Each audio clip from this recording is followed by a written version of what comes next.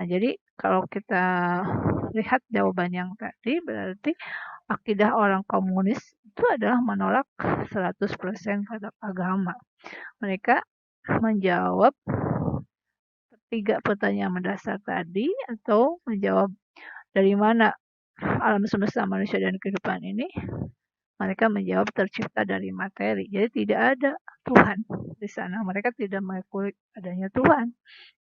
Ada peran Tuhan dalam alam semesta, menciptakan alam semesta manusia dan kehidupan itu, mereka tidak ada istilah pencipta. Ya. Kemudian juga pasca dunia itu mereka tidak juga mengakui adanya akhirat. Jadi mereka menjawab akan kembali kepada materi. Ya, tentu aturan dunia pun mereka buat sendiri. Kita lanjutkan. Akidah sekuler, ya. Akidah sekuler itu agama sebatas ritual. Jadi orang-orang sekuler itu mereka sebetulnya mengakui adanya sang pencipta, gitu ya. Hanya mereka tidak mau pencipta itu tidak mengakui bahwa sang pencipta membuat aturan untuk manusia. Gitu. Jadi mereka aturannya membuat sendiri dan tidak ada korelasi gitu ya, antara alam semesta manusia dan kehidupan ini dalam hal pengaturan hidupnya, gitu. Pengaturan hidup manusia. Jadi mereka mengakui ada sang pencipta, tapi mereka tidak mau diatur hidupnya oleh sang pencipta. Dan mereka juga tidak mengakui adanya hisab. Kenapa? Karena tadi mereka meyakini bahwa dosa itu sudah selesai, gitu, sudah selesai dunia ketika sudah ada ditebus, gitu ya. Mungkin bisa Anda atau pernah dapat informasi bahwa ada agama yang bisa menebus dosa, gitu. Ada penebusan dosa di dunia. Nah, itu salah satunya dengan akidah sekuler. Nah, bagaimana dengan akidah Islam? Nah, ini yang harus dipahami bahwa akidah Islam itu akidah yang mengambil agama 100%. Artinya selain ya mengakui ada korelasi antara alam semesta manusia dan kehidupan, itu bahwa alam semesta manusia dan kehidupan ini memiliki atau ada penciptanya disebut pradunia. Siapa penciptanya? Adalah Allah Subhanahu wa taala. Itu Allah yang azali, gitu ya. Kemudian azali itu ya tidak berawal, tidak berakhir, gitu. Tapi Allah itu ada. Ya, karena wajib adanya. Karena sesuatu yang ada pasti ada yang mengadakannya. Alam semesta manusia dan kehidupan ini kita yakin adanya karena kita bisa mengindra. Ya, adanya alam semesta manusia dan kehidupan ya pasti ada yang menciptakannya, yaitu Allah. Ya, maka yang ada itu membutuhkan yang mengadakannya. Siapa? Yaitu Allah Subhanahu wa taala. Nah, selain Allah menciptakan alam semesta manusia dan kehidupan ini, Allah pun menurunkan yang namanya aturan atau mengaturnya dengan wahyunya. Ya, mengatur bagaimana alam semesta ini bisa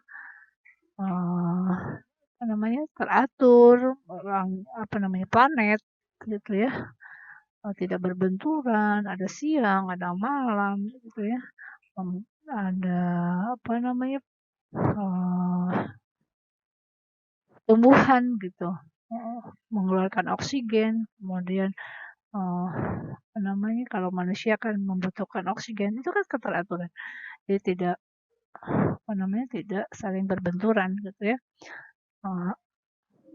Kemudian aturan-aturan yang terkait dengan manusia gitu, aturan kehidupan itu contohnya ya bagaimana bergaul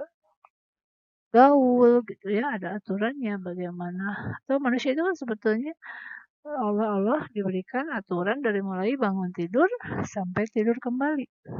Itu ya, kita mengatur bagaimana uh, kehidupan di skala gitu ya, di skala apa yang terkecil gitu. Kalau bahasa Sundanya itu di dapur ya, aturan sadapur, salembur,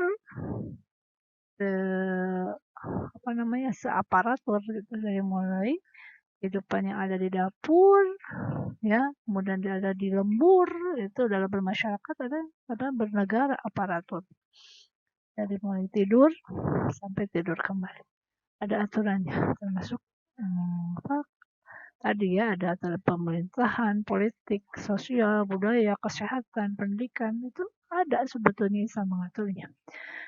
Nah, dan juga mengakui adanya hisab pasca dunia itu akhirat nanti, apakah aturan yang Allah berikan itu ya dijalankan atau tidak ya. Nah, ini nanti ada yang namanya penghisaban. Selanjutnya akidah Islam itu adalah iman. Jadi pernah kita dengar rukun iman gitu ya, belajar tentang iman gitu ya. Apa itu iman? Iman itu ada unsurnya, itu pembenaran yang pasti tanpa keraguan, kemudian yang dibenarkan harus realistis sesuai dengan kenyataan, dan adanya bukti yang kuat. Jadi ketiga unsur iman ini yang akan nanti memperkuat keyakinan ya. Jadi iman itu bukan sekedar ucapan ya, tapi harus ada tasdikul jazim, harus dibenarkan dengan pasti, sehingga tidak ada sedikit pun keraguan ya. Dan yang diimani itu harus dibenarkannya secara realistis ya, realistis sesuai dengan kenyataannya ada, dan dibuktikan dengan apa namanya ya, diperkuat dengan bukti ya. Baik, kita lihat slide berikutnya, itu pembenaran yang pasti itu contohnya begini, sumber informasi ya, tingkat kebenarannya bagaimana, sumber informasi itu datang dari mana, itu dari Allah SWT, pasti tingkat kebenarannya 100%. Kenapa 100%? Karena informasi-informasi yang Allah berikan ya melalui wahyunya, itu Al-Quran, itu sudah terbukti kebenarannya ya. Maka itulah iman.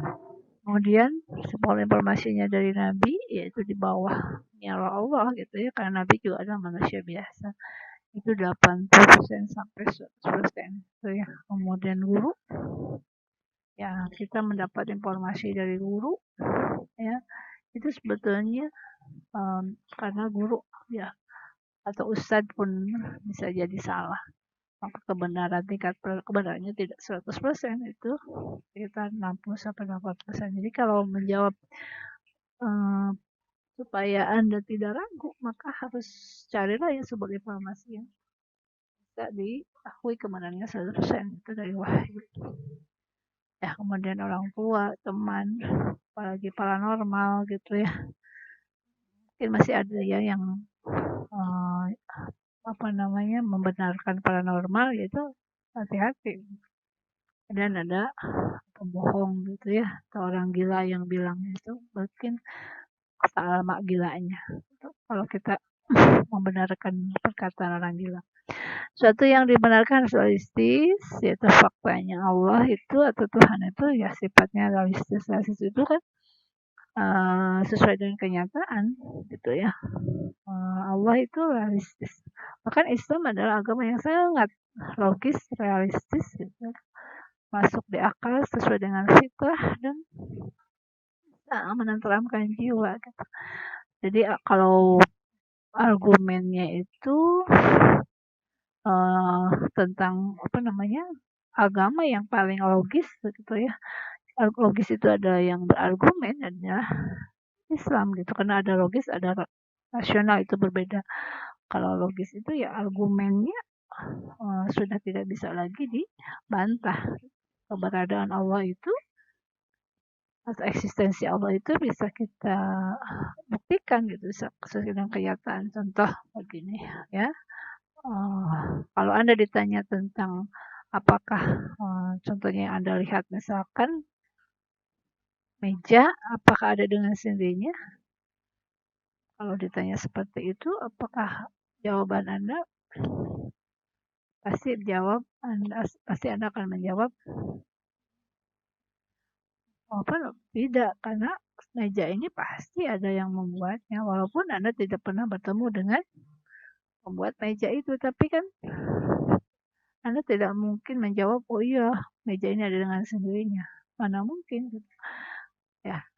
Nah, sama ketika kita ditanya apakah alam semesta ini ada dengan sendirinya, tentu kita akan menjawab tidak.